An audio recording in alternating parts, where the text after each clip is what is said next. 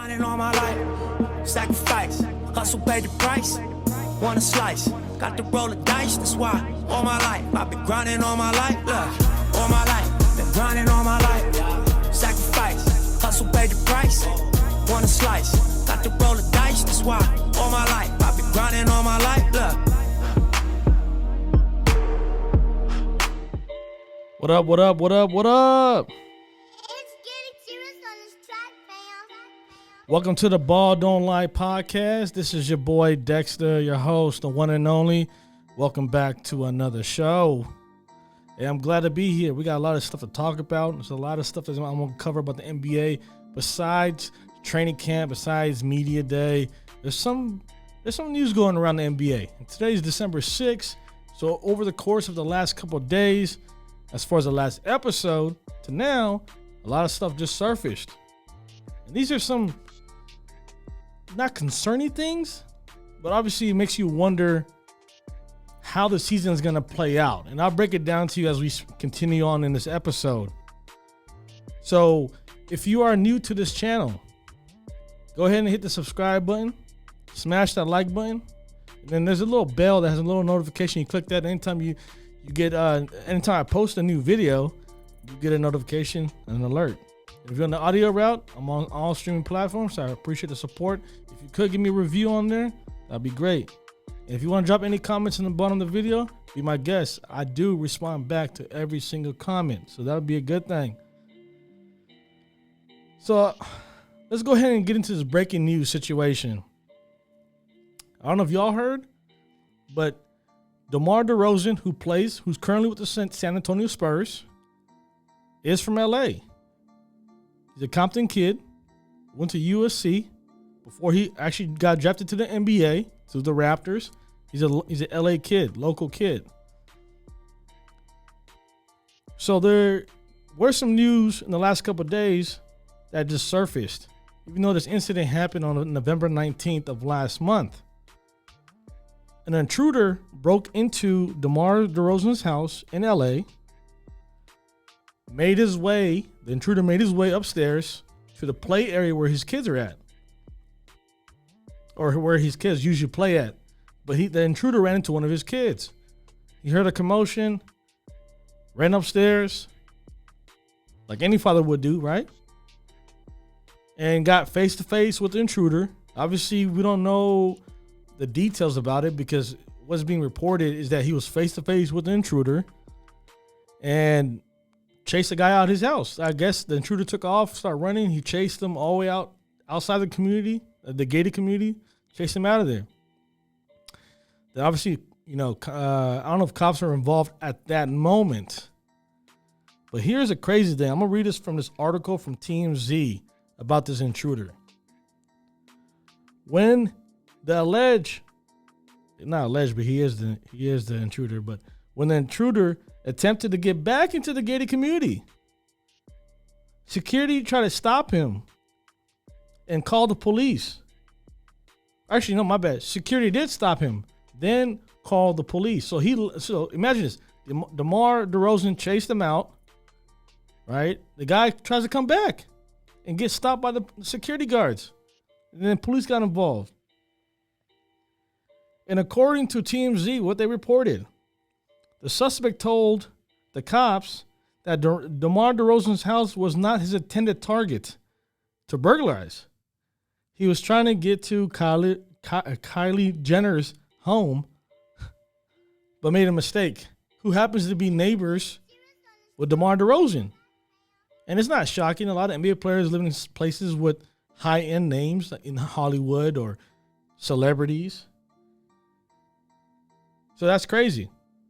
Luckily, nothing happened to DeMar's kid. Thank God. That could have went south quick.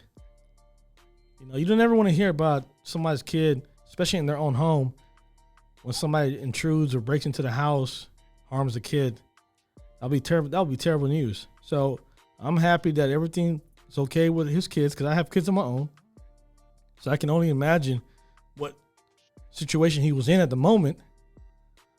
But any father would have done the same thing, right?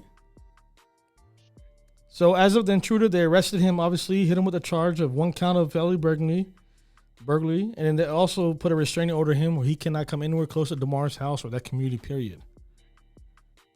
That is insane. And it's, athletes. This happens all the time. Athletes, from time to time, you hear news about somebody's trying to break into their homes, because even though you live in luxury homes and gated communities, people will find out where you live. It's not easy. I mean, it's not hard, but the question is, would you take that risk? So luckily, nothing happened with DeMar, thank God. And let me just go ahead and add this to the news as well. This is not breaking news, but this is something to, I guess, monitorize. You have to just stay on top of this, because this is weird, right? This is weird for any fan, especially if you're a Kyrie Irving fan, right? So Kyrie Irving came out either on social media of some sort, posted a statement, and said he's going to have a media blackout throughout the whole entire season.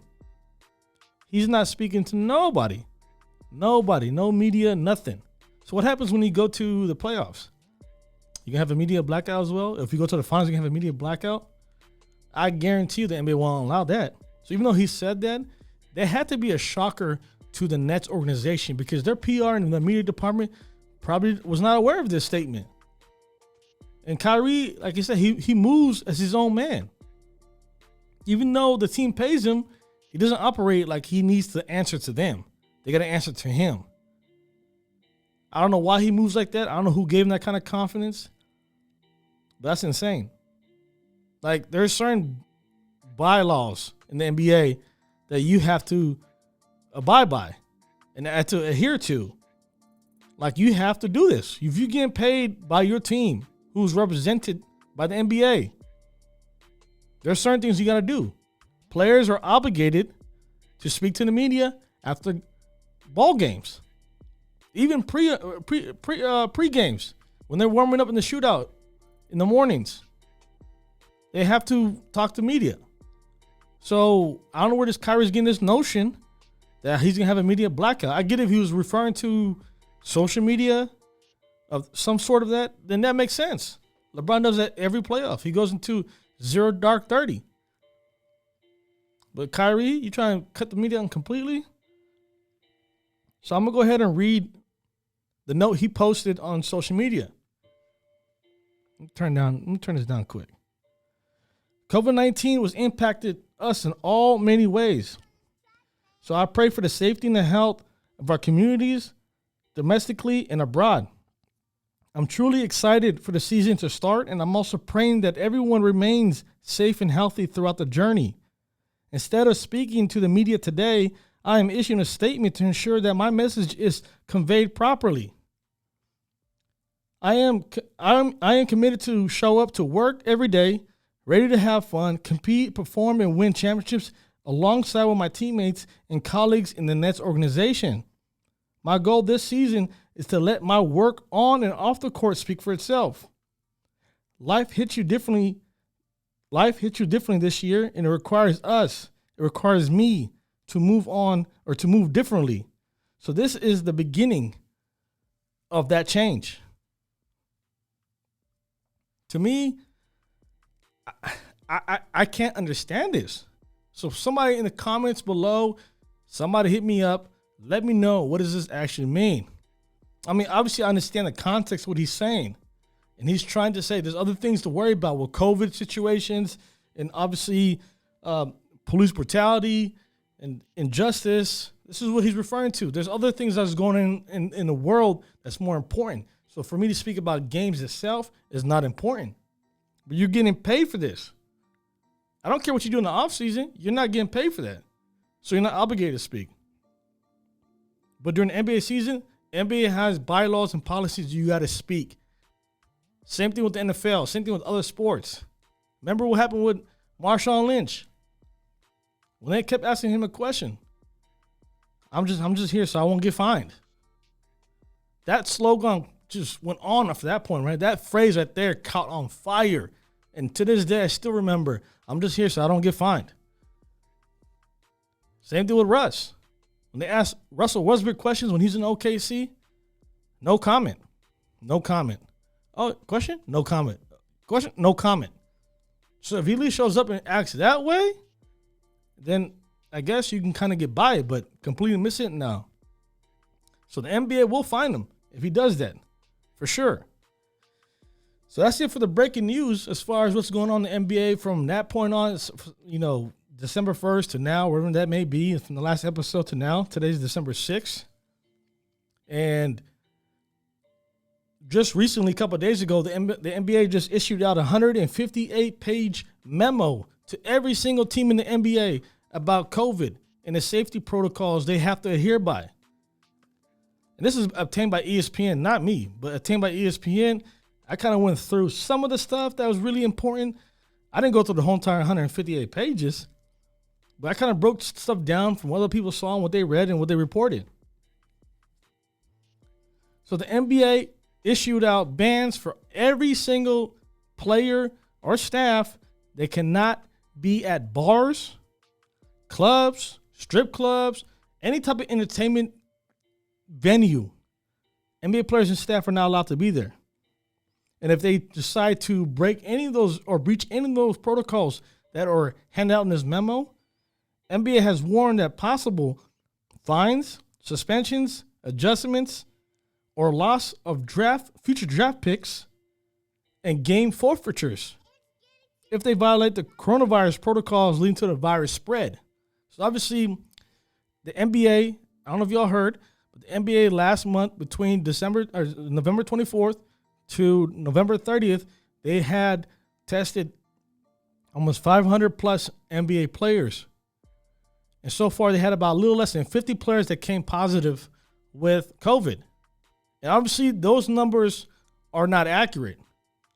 There's going to be more because players were not getting tested in the last 9 months, as far as teams like the Hawks that did not make the bubble, and players that have left the bubble in the last few months, obviously went back to their respective markets, or they went on vacation, or they were on different continents, and they're not tested as well. So the numbers that are about to come out in the next few weeks, because the NBA is trying to obviously not stir up the fear that it is spreading within its own ring. But obviously, they're trying to protect their players and staff and whoever else. So I think the numbers are not accurate. It could be higher than that. I think it's somewhere around 100 players, roughly around there, based off of what I heard, that have been tested positive for COVID. So I'm going to go ahead and break down a few facts about, or a few things about the memo that's been released. The document states that there's two things about how they're going to policy players. Either you playing at home, which is your stadium where you live, and then when you have to travel to be the away team. So the document states that while home players and staff will be prohibited from visiting bars, nightclubs, and other entertainment venues, as well as public gyms, spas, pools. And they're also forbidden from attending any social gatherings of 15 people or more. So imagine if you're the Lakers, for example, right? You can't do anything in your city. You can't go out to clubs, strip clubs, whatever it is, bars, restaurants, pools, spas, gyms, etc. If you just want to hang out with a group of people, 15 people or more, won't be allowed. If the NBA finds out, then these fines, like I mentioned, or suspensions will come down from Adam Silver. And he made it clear. He made it abundantly clear that he ain't here to mess around. He's going to put the hammer down. If you see what's going on in the NFL, they issued out the same thing in August, sometime early last summer, June or July, as far as the protocols and what they need to do. And they said everybody on the sideline during the games, if you're a coaching staff or assistant, if you're a non-player, you have to wear a mask. How many times do we see coaches with no mask or put the mask down?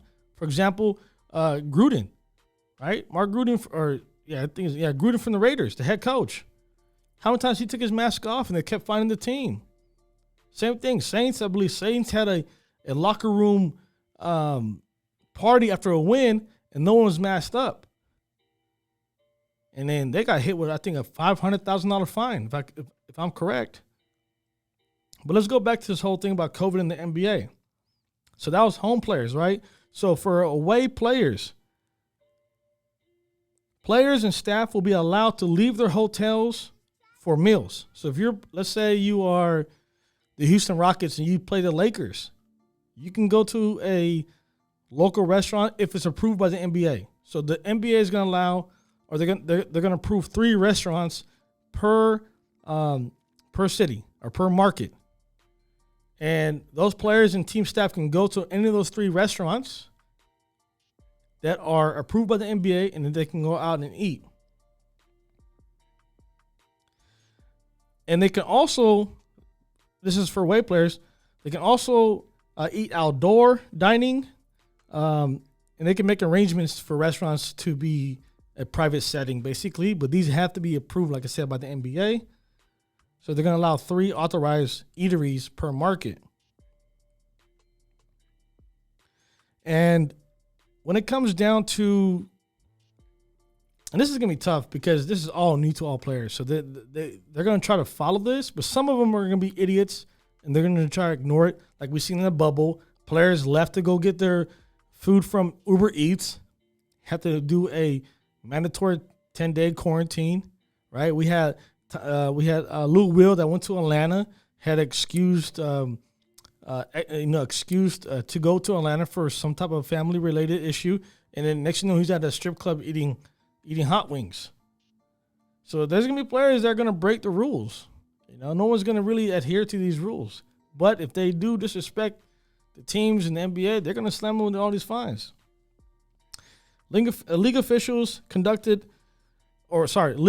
will conduct a unannounced in-person inspection at every team facility, every single team, to ensure that teams are adhering to safety measures, meaning that they're going to have somebody come in and basically unannounced, just show when they want, and they're going to check out how people are doing, if they do everything correctly. And the facilities have to be clean, and people have to wear their masks and stuff like that, as far as players and staff, if they're not playing basketball, if they're not practicing. Coaches will have to wear masks at all times, but players, once they leave the court, they have to wear their masks. So somebody's going to come in, a league official, is going to come down and check it out and see how that goes. The NBA will also provide 2 testings a week for household members of the players or the staff. So, for example, LeBron James, his family, his wife, Savannah, and his kids, Bronny and them, will get tested twice a week so they can protect the player. Because imagine, if the players do everything they can, but then the house, obviously, your family can't really go to the games, right? Because they're not on no fans at all, including family members as of right now, when the season starts. But you still have to go home to your loved ones. So the NBA is going to provide testing for your family members or your household for, I think, 2 tests a week. Then as time goes on, as we get closer and closer to this vaccine, then things will change dramatically. Once vaccine is available for players to take, NBA will have specialists working with the league and the players' union to discuss whether athletes, coaches, and staff will require to receive it. If parties decide against the requirement, there may be additional safety restrictions placed on those who choose not to be vaccinated. So basically, they're saying that once the vaccine comes out, and I know a lot of people are like right in the middle. Some people are very confident they're going to get the vaccine because they're just tired of wearing a mask and sanitizing their hands and doing the 6 feet distancing, and you can't really hang out with people. You can't go to certain places. You got to stay home orders. So they're tired of it. So they're exhausted for this. So some of the players, they're probably going to be skeptic about taking the vaccine. I'm skeptic about taking the vaccine. I want to see how it goes first. The first batches and see how that works. If there's any ripple effect and people getting some type of symptoms or what it may be, or does it really work? We don't know. other than what the government is telling us, we as the people, we don't know. So the NBA players are going to be stuck in that dilemma. And the players union, they're going to do everything in their power to protect them. And it's going to be their choice. I'm assuming it's going to be their choice if they can take it or not. And if you don't take the vaccine, then they're going to add more stipulations to safety precautions on that player that decides not to get vaccinated. So whatever you got to go through now, sorry, hit the mic on accident. Whatever you got to go through now for the next 2-3 months before vaccinations might come out in March, then they're going to add more on top of that. So imagine if you're at home, right? You can't go to bars, you can't go to this, you can't go to that. And if you're away, you can only go to selected restaurants as approved by the NBA. They're going to add more to that plate if you decide not to take the vaccine. So I can't wait to see what LeBron James, all the big names, LeBron James, Kawhi Leonard, Anthony Davis, Steph Curry, James Harden, Kevin Durant, Giannis, etc. I can go on and on, Luka, whoever, if they're going to take it or not. But I hope it works out, because if you do get COVID, if you tested positive with the condensed schedule of the NBA as it is, then you're going to miss games. And trust me, no one's going to the predictions about who's going to make it to what seed in the playoff. You can probably guess like 3 or 4 from each conference.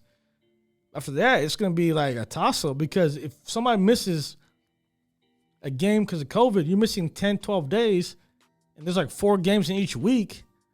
So you're going to miss a minimum of 6 to 8 games.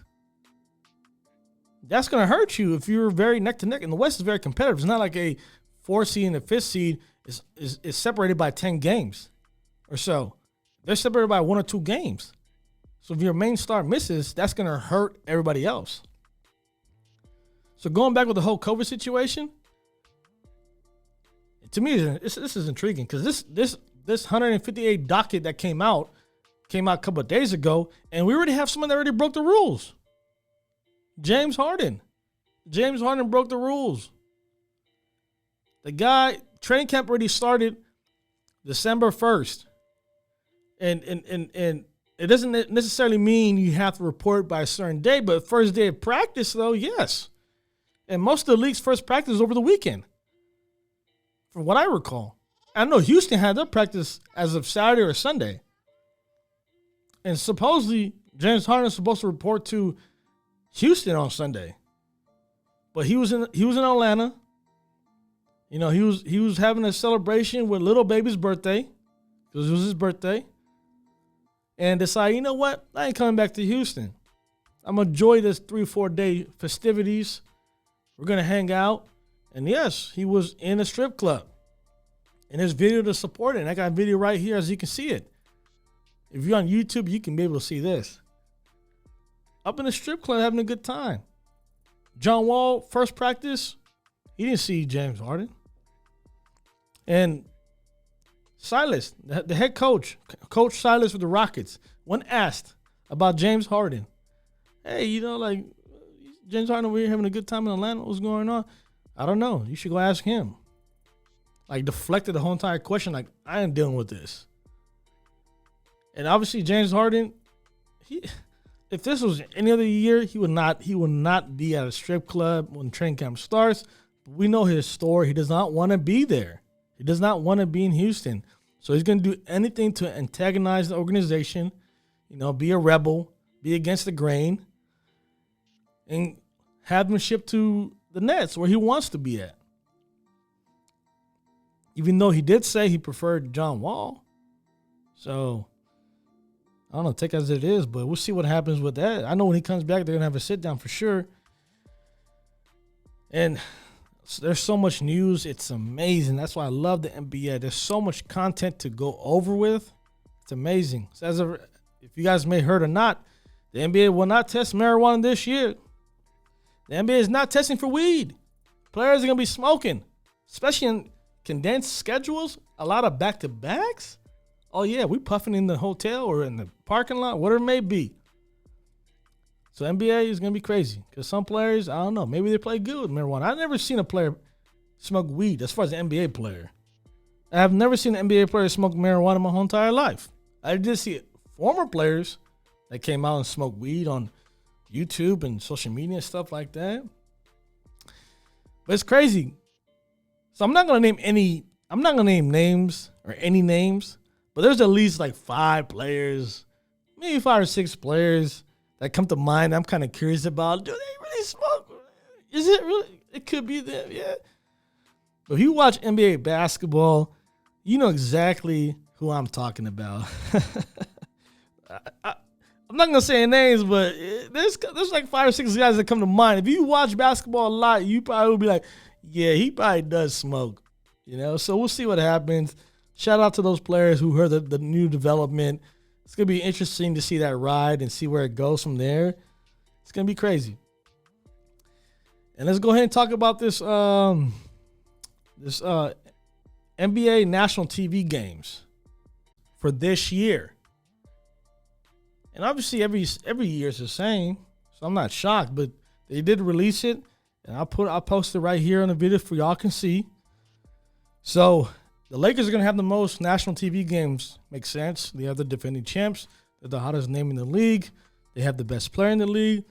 You got Anthony Davis of the world on that team, and it's just a Laker brand. Anytime they're relevant, they have the best audience. Basically, people are drawn to the Lakers. If you either hate them or you don't like, if you love them or you hate them, you're still drawn by them. Lakers 16 games, Celtics 14 games, Mavericks 14 games, Pelicans 14 games, Warriors 14 games, Nets 13, Bucks 12, Clippers 11, Heat 10, Sixers 9. This is a shocker. Phoenix Suns 9, Rockets 7, Nuggets 6. I don't know how they get less games than Phoenix, but it's okay. So Nuggets 6, Blazers 5, Jazz 4, Raptors 4, and the Grizzlies 3. And there might be some other teams out there that are not getting no games at all. As you can see at the bottom of that list, there's teams on there that don't have any games on national television, which is shocking. The only team that come to mind to me that should at least had a game or two was the Wizards. I would love to see it on national television. Russ versus Russ and Bradley Beal versus whoever. It don't have to be a marquee team. It doesn't have to be the Lakers or the Warriors, but it'd be nice to see the Wizards versus the Raptors or the Celtics or the Sixers, whatever maybe, or the Heat, for example. I would love to see that. But obviously, the schedule of these national games were made and decided probably weeks ago, months ago, probably. So, or weeks ago, should I say? So the Russ trade happened after the fact. So that sucks. And the back-to-backs. This is crazy. Let me pull up the screenshot so you guys can actually see this. So the back-to-backs, this is probably the most back-to-backs that I have seen in a while since probably the 2011-12 NBA lockout, where games started roughly around, I think, Christmas or New Year's around there. So obviously, the NBA never gives the bad teams, or sorry, the good teams any, or most of the back-to-backs. They give them probably one of the least. But if you look at the back-to-backs, as you can see here that I posted on the screenshot, Suns got nine back-to-backs. Back-to-backs mean 2 games in 2 days. So you have the Suns 9 games, Kings 9 games, Knicks 9 games, Hornets 9 games, Pistons and Cavaliers at 9 games. So Suns, Kings, Knicks, Hornets, Pistons, Cavaliers at 9 games. And the least back-to-backs, they have 5. That's the least in the NBA. Is the Lakers, Heat, Rockets, Raptors, which is interesting that the Rockets got least games than the Nuggets. Well, the Nuggets made it to the Western Conference Final. That's intriguing. Yeah, so that's the back-to-backs. And how the back-to-backs are going to work. The teams are going to play 4 games in a week. And when there's back-to-backs, like if you're at that team, you're going to probably play 2 games. So, for example, I'm going to give an example. If a East Coast team comes to L.A., they're going to do the whole L.A. market. So they're going to probably play the Lakers twice in L.A. Then they're going to probably play the Clippers twice in L.A. So they're going to be there for over a stint of maybe 4 or 5 days or whatever it may be, or 6 days.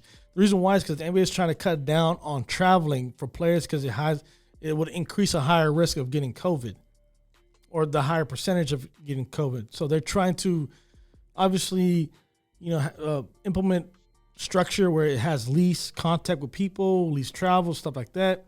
NBA is also looking into where teams can break up their airplanes. So when they travel, instead of having one airline, they have 2 airlines. So there's enough spacing for staff and players. Same thing with college, what the college did. Same thing what the NFL has been doing. They're having multiple airlines, and then also having spacing out the hotels as well. So if that happens, if a player does get COVID, right? For example, if he does get COVID, let's say Steph Curry, right? Because if I say LeBron James, you guys are going to kill me. If I say James Harden, y'all going to kill me. If I say Anthony Davis, y'all going to kill me. So I'm just going to stick to my team. As you can see here on my shirt, the Hampton Fives, the original Hampton Fives. It's classic. We'll always go down in history. You know who they are. If y'all can see it, I'll probably put a close-up later on. But if Steph Curry happens to get COVID positive, right, and they're playing a condensed schedule, he can miss minimum 6 to 8 games, somewhere around that ballpark, right? So that can hurt you, right? So if the Warriors are not the first seed or second seed or third seed, they're going to have a play-in tournament, 7 seed to the 10 seed. So, to me, it's perfect timing. They're actually allowing this because teams that should be at the top will probably dwindle down to the middle of the pack because if they're going to miss players. So then this gives you a shot in the tournament as far as the 7 seed to the 10 seed on both conference, the West and East. So that's something you should look into. And that's going to be dope as hell because that's going to happen sometime let me pull up the NBA schedule. Where's it at? Yeah, so May 17th to the 21st is going to be the play-in tournament. That's going to be pretty dope.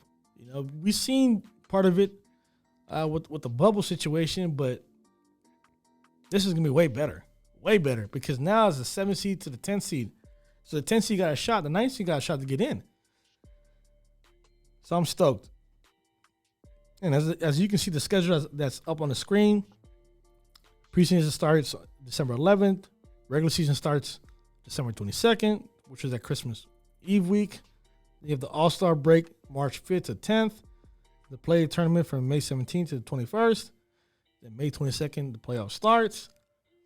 It probably end sometime in July-ish. So then NBA is trying to get back on track for the traditional schedule, which means they're going to try to have everything up and running in October. So I'm not sure about Summer League and all that stuff. That's stuff that's going to come down later on the road. But we'll see what happens. In the meantime, that's it for episode 11. So much content is coming out. I got more for you guys as well. I want to board you guys up in this show. But remember what what's his name said? DeMar DeRozan. DeMar DeRozan, let me put up this picture right here. People on Twitter said DeMar DeRozan was a former gangster.